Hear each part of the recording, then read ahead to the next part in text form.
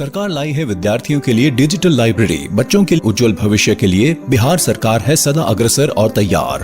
कक्षा 1 से कक्षा 12 तक की सभी पाठ्य पुस्तक पूरक सामग्री एवं वीडियो अब शिक्षा विभाग बिहार सरकार द्वारा विकसित पोर्टल पर है उपलब्ध।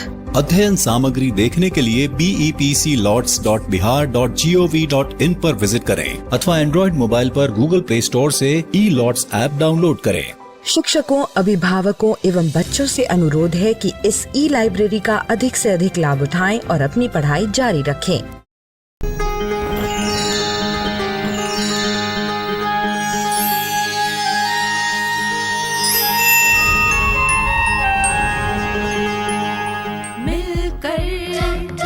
नई दुनिया मिलकर बनाए हम नई दुनिया, मिलकर जीत ले हम सारी दुनिया। बीच हमें आज बोने दो, रोज उसे थोड़ा बढ़ने दो, छू लेंगे आकाश हम, मन के विचार हकीकत बने, सिद्धि फल से आनंद देंगे, कोशिश कर बढ़े, सोच बुलंद करे।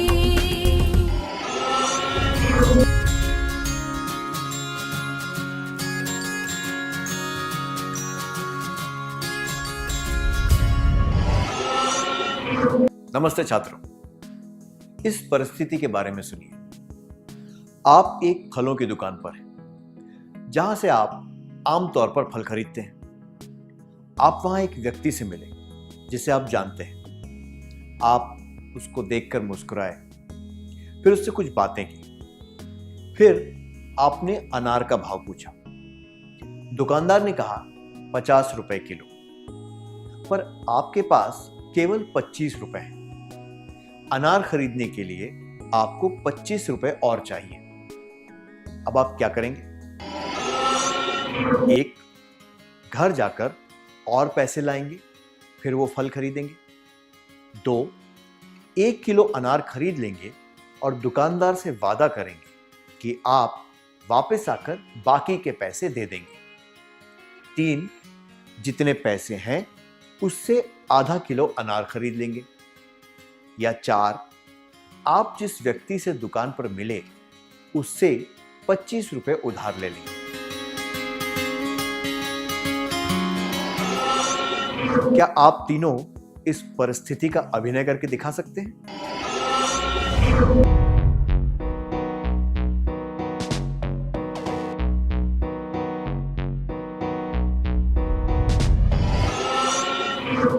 धन्यवाद।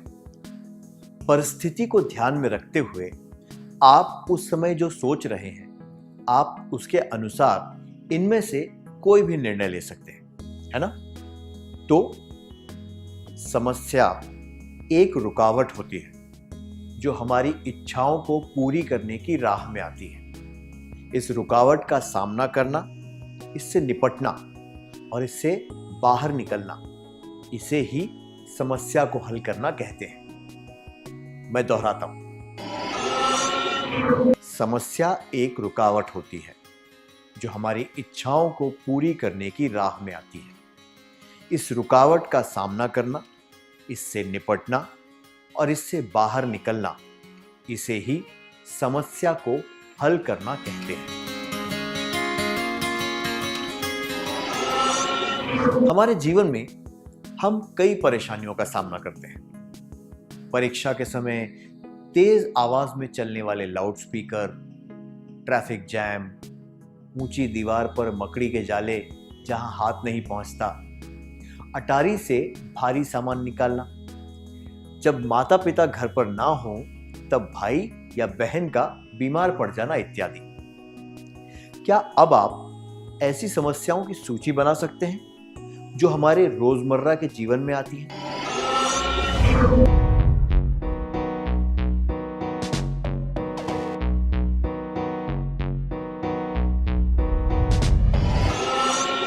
बहुत अच्छा, धन्यवाद। क्या अब हम इनमें से कुछ समस्याएं देखें? टीवी पर जब आपका मनपसंद कार्यक्रम आ रहा हो, तब घर के राशन का सामान खरीदने जाना, भीड़ वाली बस में सफर करना क्योंकि आप जल्दी में हैं, बहुत भारी सामान उठाना, नए जूते पहनने की आदत डालना जो आपको चुभते हैं। जब कोई लगातार बातें कर रहा हो तब किसी चीज पर ध्यान देने की कोशिश करना। परीक्षा से एक दिन पहले बीमार पड़ जाना।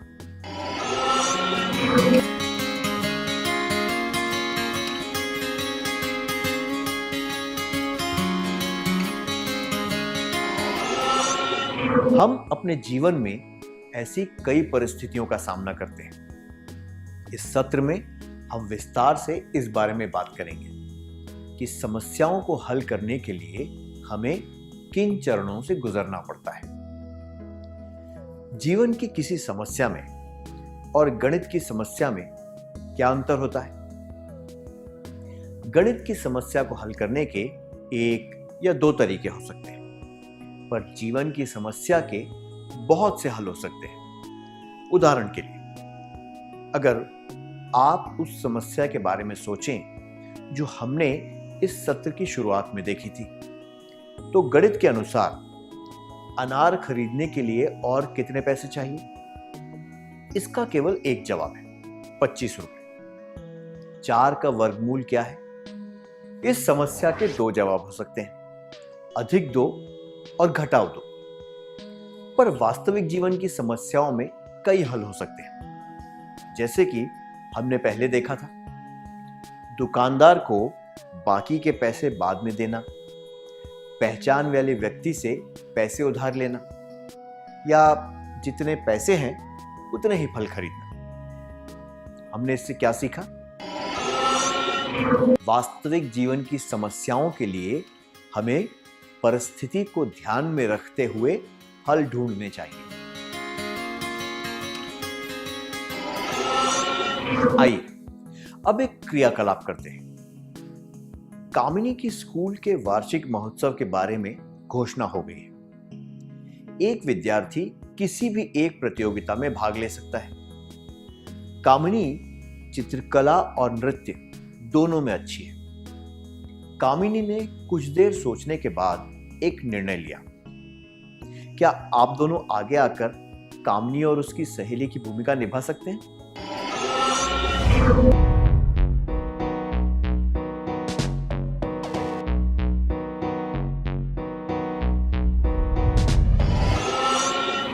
बहुत अच्छा अभिनय था, धन्यवाद। अगर आप कामिनी की तरह चित्रकला और नृत्य दोनों में अच्छे होते, पर आप एक ही प्रतियोगिता में भाग ले पाते, तो आप इस साल चित्रकला और अगले साल नृत्य में भाग लेने के बारे में सोच सकते थे, या फिर परिस्थिति को ध्यान में रखते हुए इसका विपरीत भी कर सकते थे। अब तक हमने देखा कि किसी समस्या को परिस्थिति के अनुसार कैसे हल करना चाहिए। क्या अब हम देखें कि समस्या को हल करने के चरण कौन से होते हैं? पहले एक खेल खेलेंगे। इसके लिए मुझे 4 विद्यार्थी चाहिए। कृपया स्वेच्छा से आगे आ जाए। एक विद्यार्थी को हर समय इधर उधर हिलते रहना है। बाकी के 3 विद्यार्थियों को उसकी परछाई पकड़ने की कोशिश करनी है। क्या हम शुरू करें?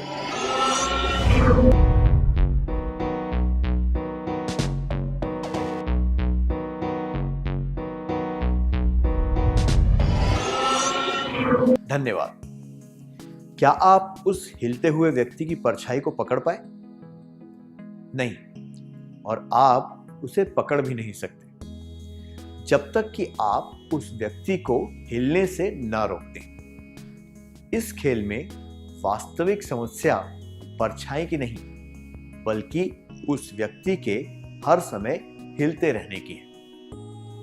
आप उस परछाई को नहीं पकड़ पाए क्योंकि वो व्यक्ति हर समय हिल रहा था। दूसरे शब्दों में कहें तो समस्या की वजह हिलना है, परछाई नहीं। इसी तरह हम कई बार कारण की जगह परिणाम को समस्या समझ लेते हैं और उसे हल नहीं कर पाते। तो किसी समस्या को हल करने के लिए हमें समस्या और उसके परिणाम के बीच में फर्क देखना चाहिए। आइए इसे स्पष्ट रूप से समझने के लिए एक कहानी सुनते हैं। वीर को देर से उठने की आदत है। वो स्कूल देर से पहुंचता है और उसे रोज डांट सुननी पड़ती है।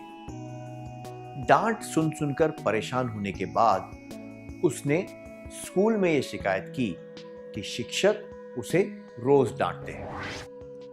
इस परिस्थिति में वीर की समस्या क्या है?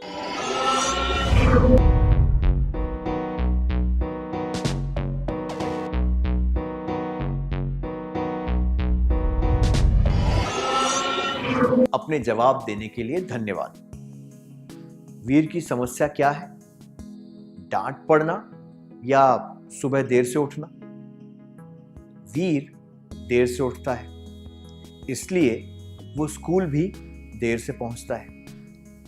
इस वजह से उसे शिक्षकों की डांट सुननी पड़ती है। अगर वीर ये बात समझ जाए तो वो इस समस्या का हल ढूंढ सकता है। सत्र के शुरुआत में हमने फल की दुकान वाली परिस्थिति देखी थी।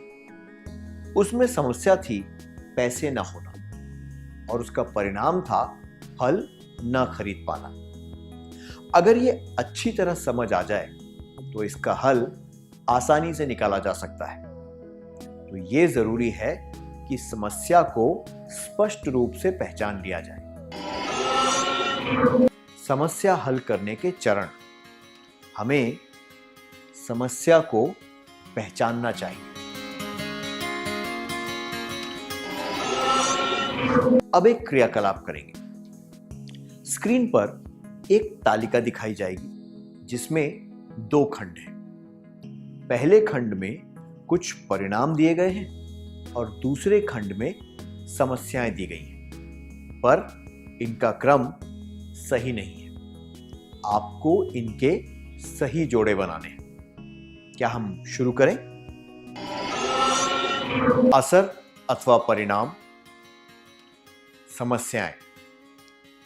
माता पिता की डांट, खाने पीने की गलत आदतें होना, भविष्य के बारे में स्पष्टता ना होना, समझदारी की कमी,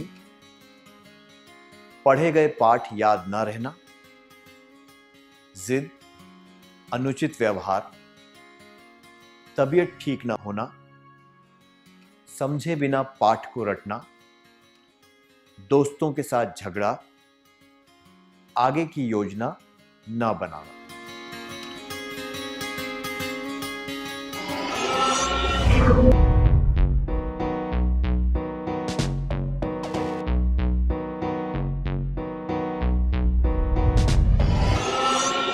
क्या आपने क्रियाकलाप पूरा कर लिया? क्या हम सही जवाब देख लें? असर अथवा परिणाम। समस्याएं। माता पिता की डांट, जिद, अनुचित व्यवहार, भविष्य के बारे में स्पष्टता ना होना, आगे की योजना ना बनाना, पढ़े गए पाठ याद ना रहना, समझे बिना पाठ को रटना, तबीयत ठीक ना होना, खाने पीने की गलत आदतें, दोस्तों के साथ झगड़ा, समझदारी की कमी,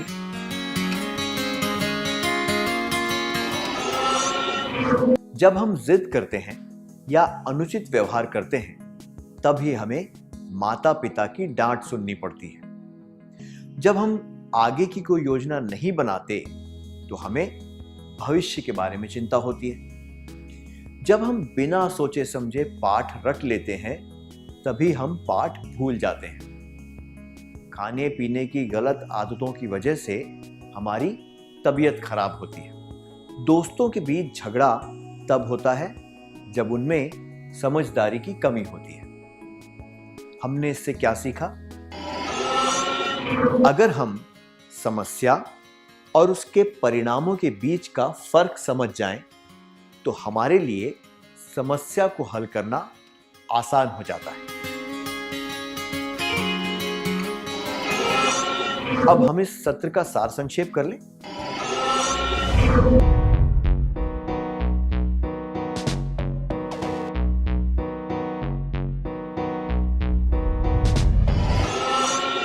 समस्या एक रुकावट होती है जो हमारी इच्छाओं को पूरी करने की राह में आती है।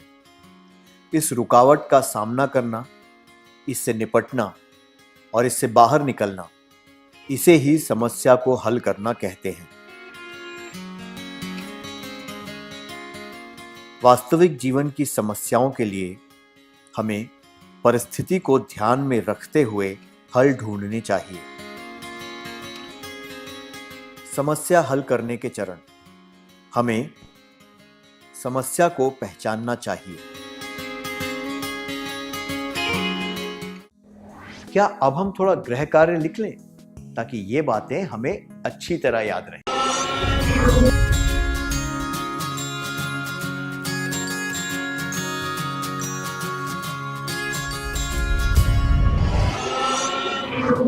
नमस्ते छात्रों, कैसे हैं आप सब? बहुत अच्छी बात है। पिछले सत्र में हमने सीखा था कि समस्या एक रुकावट होती है जो हमारी इच्छाओं को पूरी करने की राह में आती है। इस रुकावट का सामना करना, इससे निपटना और इससे बाहर निकलना, इसे ही समस्या को हल करना कहते हैं। वास्तविक जीवन की समस्याओं के लिए हमें परिस्थिति को ध्यान में रखते हुए हल ढूंढने चाहिए। समस्या हल करने के चरण: हमें समस्या को पहचानना चाहिए।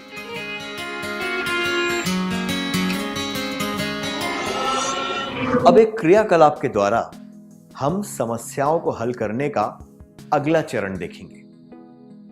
आपको स्क्रीन पर एक एक करके कुछ चित्र दिखाए जाएंगे। क्या आप बता सकते हैं इनमें क्या दर्शाया गया है?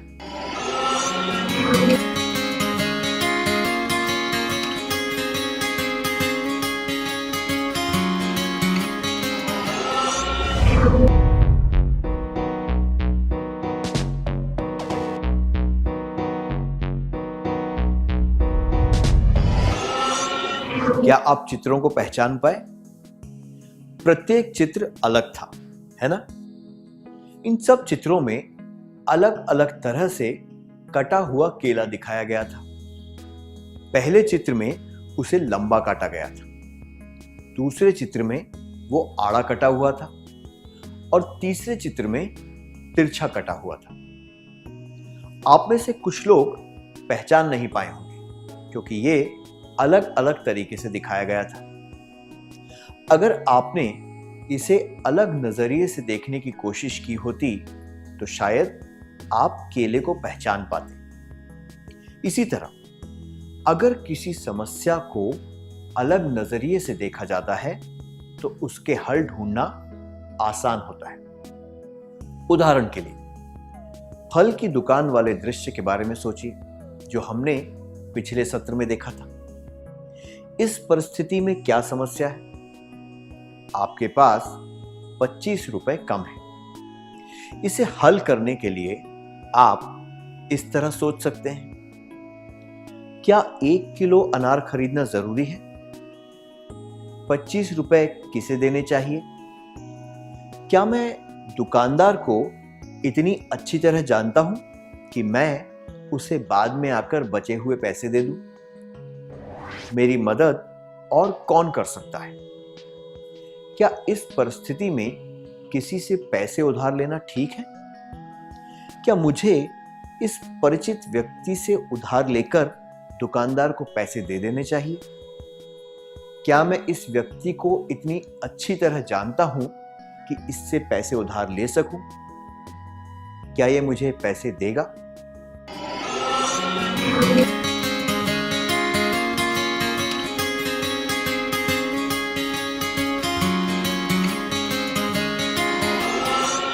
इस तरह अगर हम समस्या को अलग नजरिए से देखें तो इसका हल ढूंढा जा सकता है। तो समस्या को अलग नजरिए से देखें और उसका हल ढूंढने की कोशिश करें। समस्या हल करने के चरण। हमें समस्या को पहचानना चाहिए, समस्या का विश्लेषण करना चाहिए, उसको हल करने के तरीकों के बारे में सोचना चाहिए। अब एक और क्रियाकलाप का समय है। कमल को आमतौर पर जितने अंक मिलते हैं, इस बार की परीक्षा में उससे कम अंक मिले। उसके शिक्षक और माता पिता निराश हैं। अगर आप कमल होते तो आप इस समस्या की वजह कैसे ढूंढते? क्या आप इस बारे में सोचकर मुझे बता सकते हैं?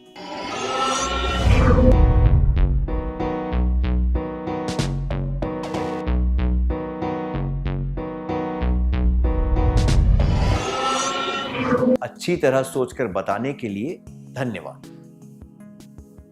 क्या मैंने अच्छी तरह पढ़ाई की थी?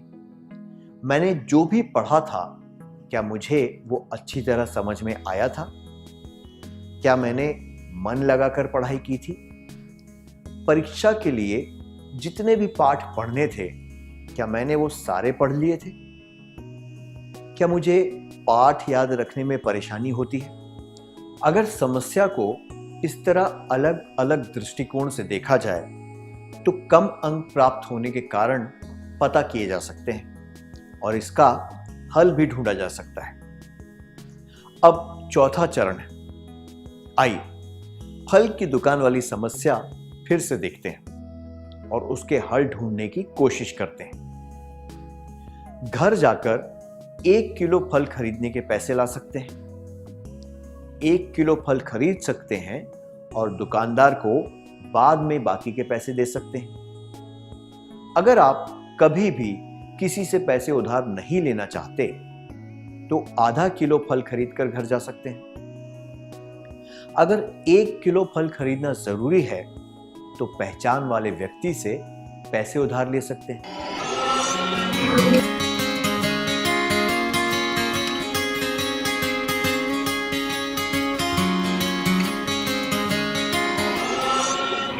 आप अच्छी तरह सोचकर इनमें से एक विकल्प चुनेंगे, है ना? परिस्थिति के अनुसार उचित विकल्प चुनना समस्या को हल करने का ये चौथा चरण है। समस्या हल करने के चरण। हमें समस्या को पहचानना चाहिए, समस्या का विश्लेषण करना चाहिए, उसको हल करने के तरीकों के बारे में सोचना चाहिए, सबसे उचित हल को चुनना चाहिए।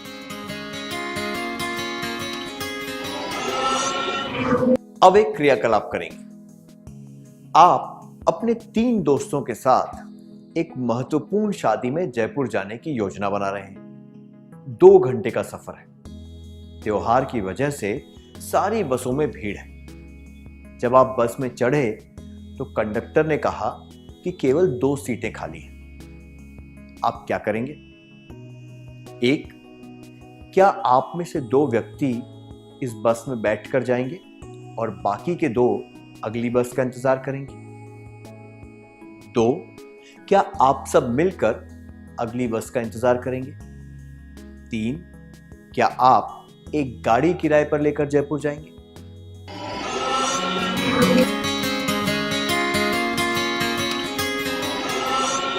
क्या आप में से 4 विद्यार्थी आगे आकर इसका अभिनय करके दिखा सकते हैं?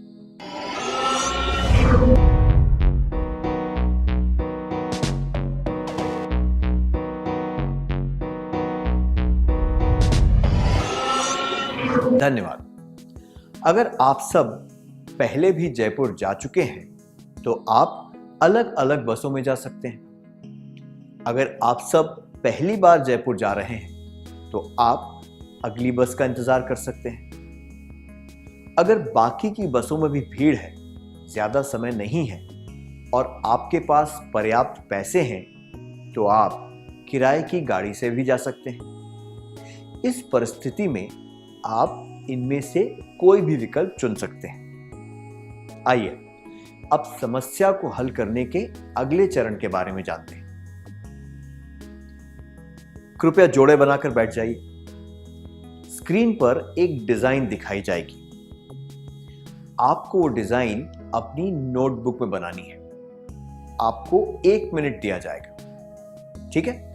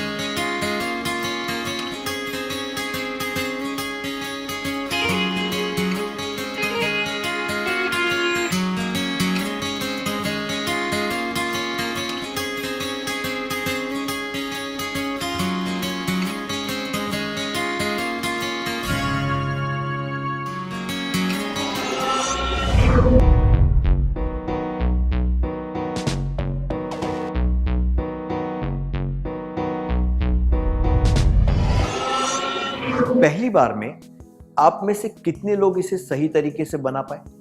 कृपया अपने हाथ ऊंचे करिए। यह आसान नहीं था, है ना? अगर आप इसे कर पाए तो यह एकदम सही तरीके से नहीं बना था, ठीक है? अब 2 पेंसिलें लें और उन्हें एक रबड़ से साथ में बांध लें। अब इस डिजाइन को फिर से बनाने की कोशिश करें।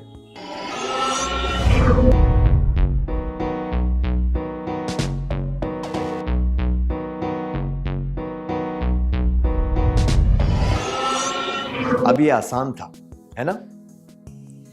जिस डिजाइन को बनाने में कठिनाई हो रही थी, वही डिजाइन एक सरल तकनीक के इस्तेमाल से आसान हो गई। इस तरह हमें पहली बार में शायद हमारी समस्या का हल ना मिले, पर जब हम बार बार कोशिश करते हैं तो उसे हल करने के अलग अलग तरीके ढूंढ सकते हैं और उसे हल करने में सफल भी हो सकते हैं। तो हमें अलग तरीके से सोचकर एक योजना बनानी चाहिए और उस पर अमल करना चाहिए। हमें पूरी कोशिश करते रहना चाहिए।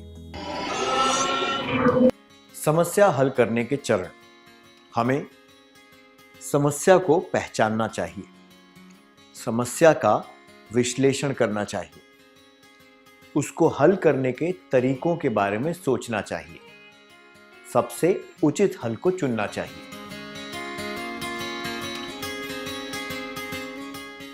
अलग तरीके से सोचना चाहिए, एक योजना बनानी चाहिए, योजना पर अमल करना चाहिए और प्रयत्न करते रहना चाहिए।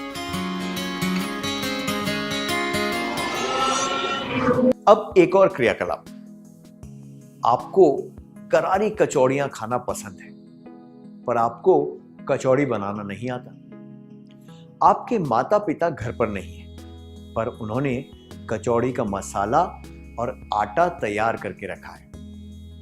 घर पर कोई नहीं है, इसलिए आप अकेले ही इसे बनाने की कोशिश कर रहे हैं। आपको कठिनाई हो रही है। अच्छी कचौड़ी कैसे बनती है, यह आप किस तरह सीख सकते हैं? क्या आप 4-4 के समूह बनाकर इस बारे में चर्चा कर सकते हैं और अपने जवाब बता सकते हैं?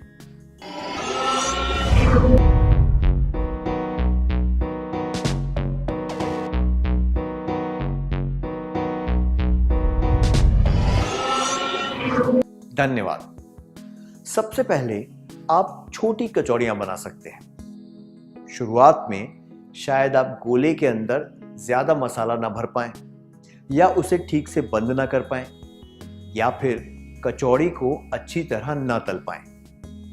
इसके बाद आप बड़ी कचौड़ियां बना सकते हैं।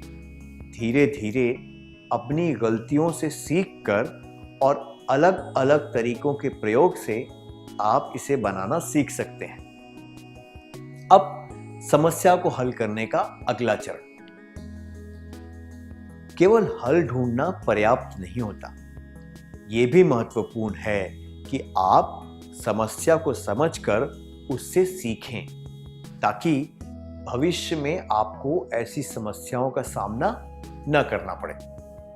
उदाहरण के लिए, अगर हम उस फल वाली समस्या को लेते हैं, उससे हमने सीखा कि हमेशा ज्यादा पैसे लेकर बाजार जाना चाहिए। इसी तरह हमें अपनी गलतियों को नहीं दोहराना चाहिए। समस्या हल करने के चरण। हमें समस्या को पहचानना चाहिए, समस्या का विश्लेषण करना चाहिए, उसको हल करने के तरीकों के बारे में सोचना चाहिए, सबसे उचित हल को चुनना चाहिए। अलग तरीके से सोचना चाहिए, एक योजना बनानी चाहिए, योजना पर अमल करना चाहिए और प्रयत्न करते रहना चाहिए। समस्या को अच्छी तरह समझकर अपनी गलतियों से सीखना चाहिए। क्या हम एक और क्रियाकलाप करें? आप घर पर अकेले हैं, अचानक आपके घर कुछ मेहमान आ गए। आप उन्हें पीने के लिए कुछ देना चाहते हैं। कुछ लोगों को कॉफी चाहिए और कुछ को चाय। जब आप रसोई में गए तो आपने देखा कि घर में दूध नहीं है। क्या कुछ विद्यार्थी आगे आकर इस दृश्य का अभिनय करके दिखा सकते हैं? फिर आपको बताना है कि आपने इससे क्या सीखा।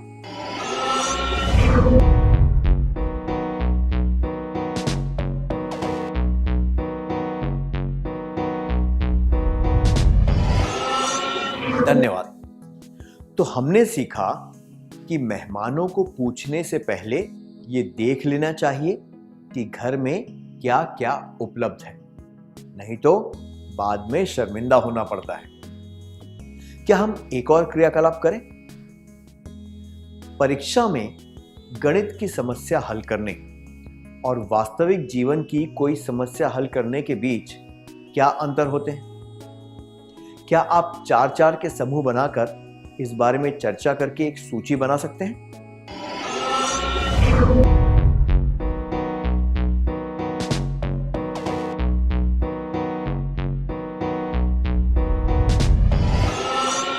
धन्यवाद। परीक्षा में गणित की समस्या हल करते समय हल करने के केवल एक या दो तरीके हो सकते हैं। निश्चित समय में प्रश्नों को हल करना होता है, दूसरों की मदद नहीं ली जा सकती। उत्तर पुस्तिका देने के बाद उसमें कोई बदलाव नहीं किए जा सकते। दूसरे लोग हमारे काम का मूल्यांकन करके हमें अंक देते हैं, जबकि वास्तविक जीवन की समस्याओं को हल करते समय परिस्थिति के अनुसार उसके कई हल हो सकते हैं। अगर आपातकालीन स्थिति ना हो तो पूरा समय लेकर समस्या के बारे में सोचा जा सकता है। हम जिन पर भरोसा करते हैं उनसे मदद ली जा सकती है, गलती को सुधारा जा सकता है, स्वमूल्यांकन और सुधार किए जा सकते हैं। पहलू, गणित की समस्या, वास्तविक जीवन की समस्या। हल, केवल एक या दो हल निकल सकते हैं। परिस्थिति के अनुसार इसके कई हल हो सकते हैं। समय निश्चित, समय मिलता है। अगर आपातकालीन स्थिति ना हो तो पूरा समय लेकर समस्या के बारे में सोचा जा सकता है। दूसरों की मदद, दूसरों की मदद नहीं ले सकते। हम जिन पर भरोसा करते हैं उनसे मदद ली जा सकती है। सुधार, उत्तर पुस्तिका देने के बाद उसमें कोई भी बदलाव नहीं कर सकते, गलती को सुधारा जा सकता है। मूल्यांकन, दूसरे लोग हमारे काम का मूल्यांकन करके हमें अंक देते हैं। स्वमूल्यांकन और सुधार किया जा सकता है।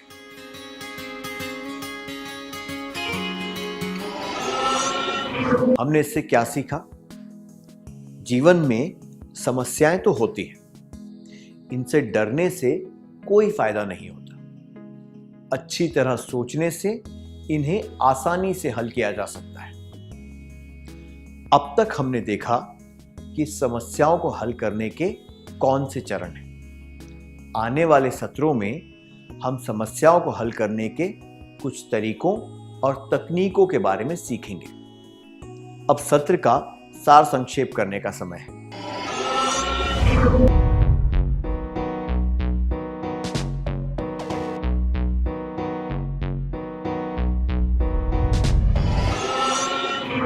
समस्या हल करने के चरण। हमें 1. समस्या को पहचानना चाहिए। 2. समस्या का विश्लेषण करना चाहिए। 3. उसको हल करने के तरीकों के बारे में सोचना चाहिए। 4. सबसे उचित हल को चुनना चाहिए। 5. अलग तरीके से सोचना चाहिए। 6. एक योजना बनानी चाहिए। 7. योजना पर अमल करना चाहिए और प्रयत्न करते रहना चाहिए। 8. समस्या को अच्छी तरह समझकर अपनी गलतियों से सीखना चाहिए। क्या अब हम गृह कार्य लिख लें ताकि ये बातें हमें अच्छी तरह याद रहें?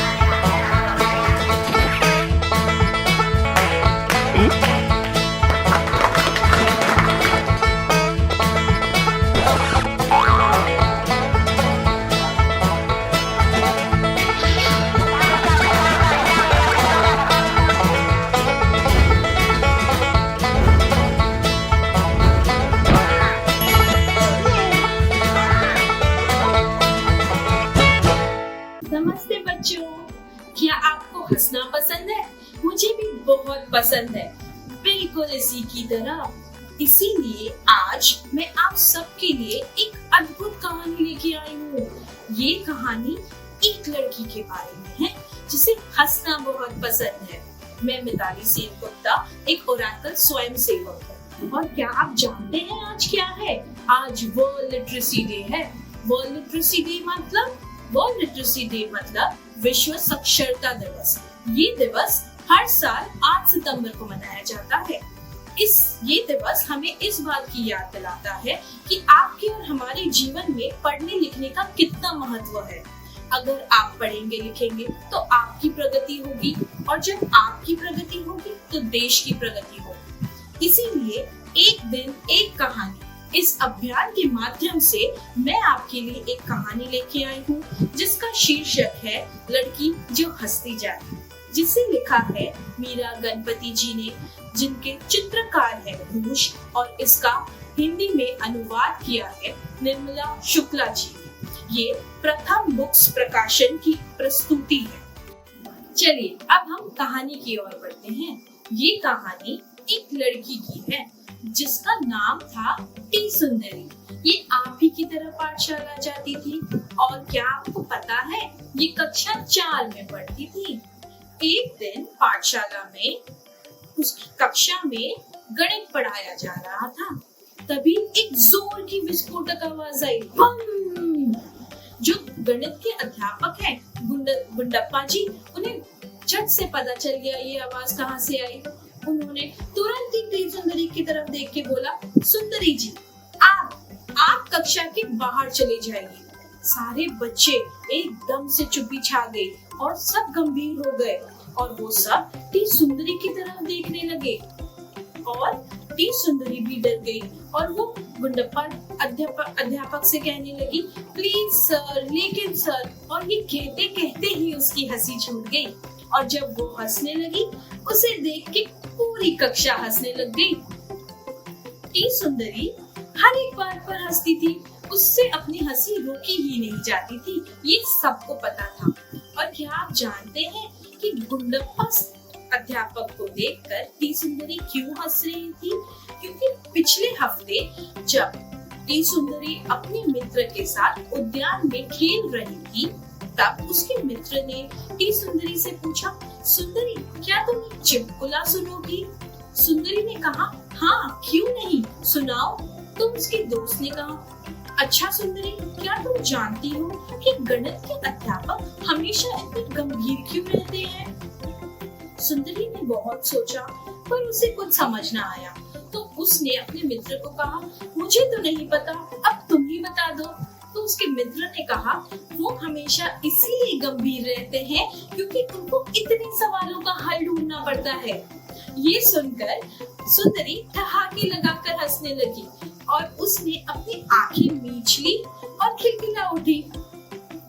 हर एक चुटकुले का कुछ अलग ही असर होता था सुंदरी पे। कभी तो वो चुटकुलों पे ठहाके लगाकर हंसती थी, हा हा हा हा हा हा हा, इस तरह, और कभी वो खिलखिला के हंसती थी, इस तरह, और कभी तो वो एकदम छोटी सी हंसी हंसती थी, इस तरह। और क्या तुम जानते हो, कभी कभी तो वो घटोत्कच की तरह राक्षसी हंसी हंसती थी, हा हा हा हा हा हा, इस तरह। पर एक दिन वो सोचने लगी कि क्या मुझे क्यों इतनी हंसी आती है और किसी बच्चों को इतनी हंसी नहीं आती? क्या ये कोई चिंता का विषय है? अब उसने सोचा कि मुझे कुछ तो करना पड़ेगा इस बारे में। तो उसने बहुत सोचा और उसे एक तरकीब सूझी। उसने सोचा, मैं उन सब चीजों की सूची बनाती हूँ जिसे सुनकर या देखकर मुझे हंसी आती है। और फिर वो सोच सोचकर सूची बनाने लगी। जिस तरह आप चित्र में देख रहे हैं, ये उसकी सूची है। इसे देखकर उसे बड़ी हंसी आती है। जिस तरह बोंडा शब्द सुन के उसे बहुत हंसी आती है। अगर कोई केले के छिलके पे फिसल जाए तब भी उसे बहुत हंसी आती है। अब उसने तो ये सूची बना ली और उसने मन में निश्चय कर लिया, अब जब भी मैं ये सुनूंगी मैं कभी नहीं हंसूंगी।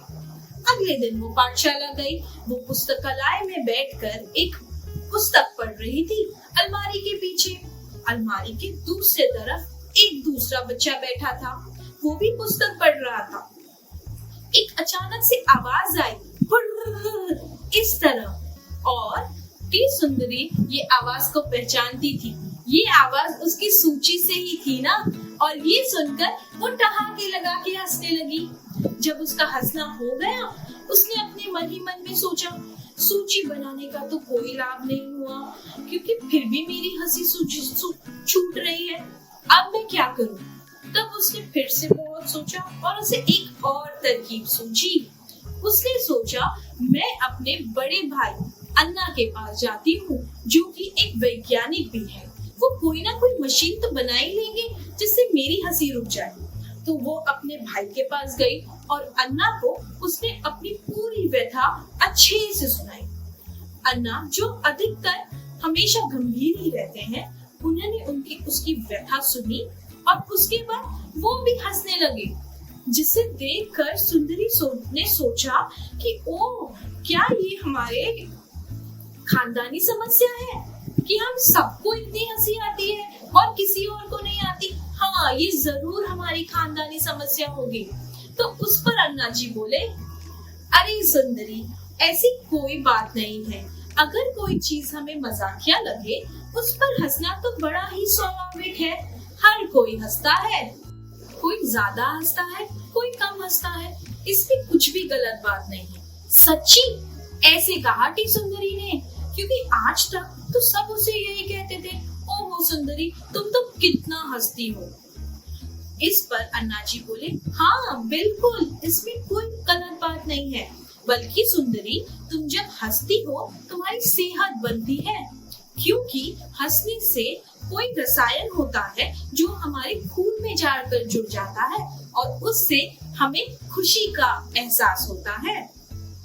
ये सोचकर सुंदरी सोच में पड़ गई। तभी उन्होंने अन्ना जी ने उसे ये भी बताया, अरे सुंदरी, क्या तुम जानती हो जो हमारे पूर्वज थे, यानी आदि मानव, जब उनके पास कोई भाषा भी नहीं थी एक दूसरे से बात करने के लिए, तब भी वो लोग हंसते थे और हंस के एक दूसरे को बताते थे, यहाँ तो सब कुशल मंगल है, आप भी ठीक ही होंगे।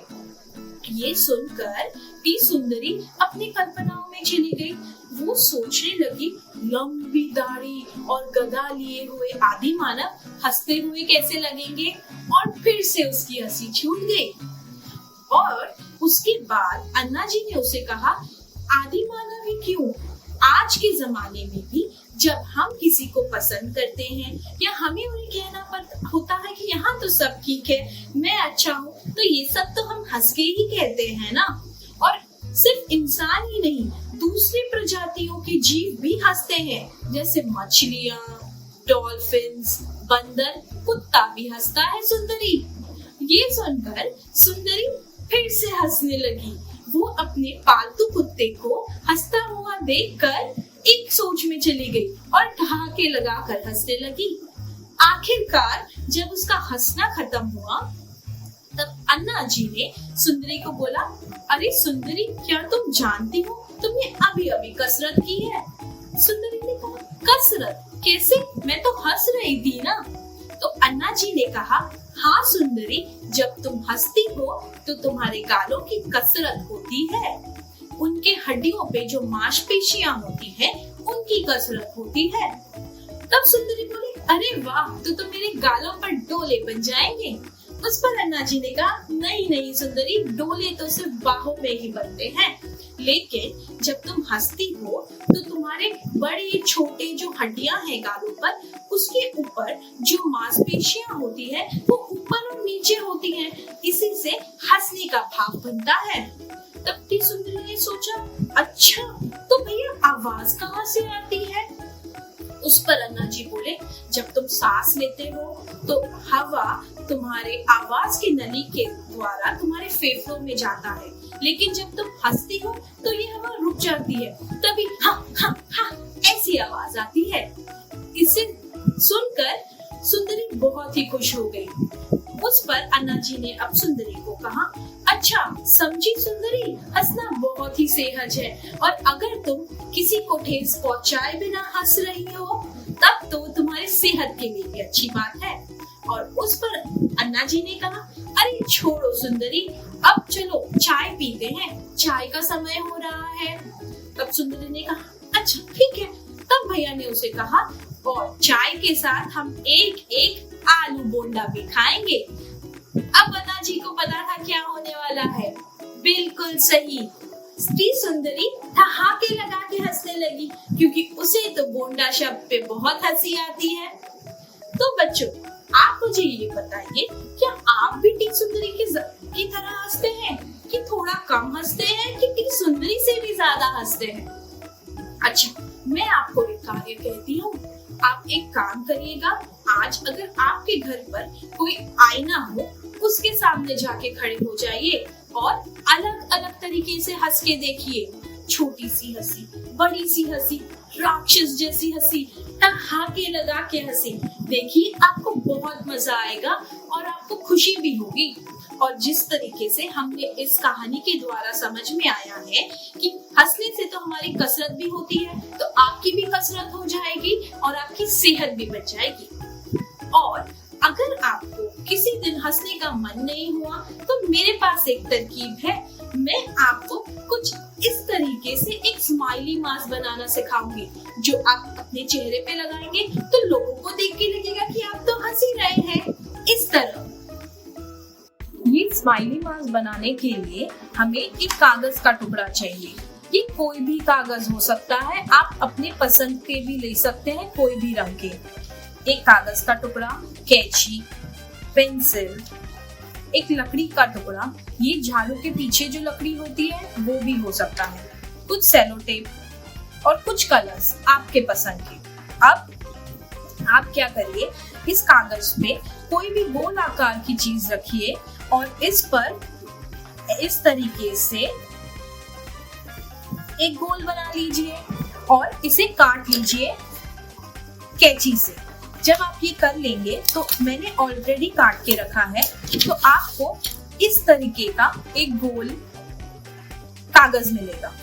इस कागज पर आपको जो भी पसंद है उस तरीके का स्माइली बना लीजिए पेंसिल से। मैंने यहाँ ऑलरेडी पेंसिल से एक बना के रखा है स्माइली, देखिए इस तरह से। अब इस स्माइली में हम कलर करेंगे। पहले उसकी आंखों को कलर कर देंगे। आपको जो कलर अच्छा लगता है, जो रंग पसंद है वो बनाएं, वो कलर करें। अगर आपको उस दिन ज्यादा हंसने का मन नहीं है तो आप छोटा स्माइली बना सकते हैं। अगर आपको बहुत हंसने का मन है तो आप क्या कर सकते हैं कि आप बड़ी सी हंसी बना सकते हैं। और पता है बच्चों, ये मास्क आप अपने जन्मदिन पे भी पहन सकते हैं और आप ही नहीं, आपके दोस्त भी पहन सकते हैं। फिर आप भी इतनी सुंदरी जैसे हंसने लगेंगे। अब मैं इसके मुंह पर इस तरीके का एक रंग भर रही हूँ। आपको जो पसंद है आप करिए, आपका मास्क उससे और सुंदर ही लगेगा। इस तरीके से आप मास्क में रंग भर दीजिए।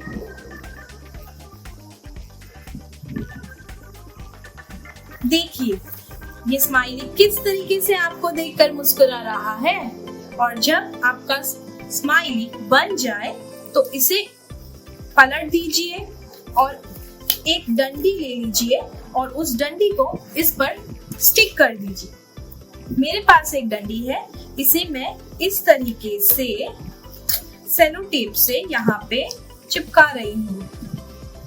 देखिए मेरी स्माइली बिल्कुल तैयार है और एक ही नहीं, मैंने तो कई स्माइली बनाए हैं। देखिए इसमें से आपको कौन सा पसंद है, जरूर ट्राई करिएगा घर पे। आशा करती हूँ कि आपको ये कहानी बहुत पसंद आई होगी और आप जरूर जो भी मैंने आपको बताया है वो घर पे करेंगे। सुनने के लिए धन्यवाद। सरकार लाई है विद्यार्थियों के लिए डिजिटल लाइब्रेरी। बच्चों के उज्जवल भविष्य के लिए बिहार सरकार है सदा अग्रसर और तैयार। कक्षा 1 से कक्षा 12 तक की सभी पाठ्य पुस्तक पूरक सामग्री एवं वीडियो अब शिक्षा विभाग बिहार सरकार द्वारा विकसित पोर्टल पर है उपलब्ध। अध्ययन सामग्री देखने के लिए BEPCLOTS.bihar.gov.in पर विजिट करें अथवा एंड्रॉइड मोबाइल पर गूगल प्ले स्टोर से ई-लॉट्स ऐप डाउनलोड करें। शिक्षकों, अभिभावकों एवं बच्चों से अनुरोध है कि इस ई लाइब्रेरी का अधिक से अधिक लाभ उठाएं और अपनी पढ़ाई जारी रखें।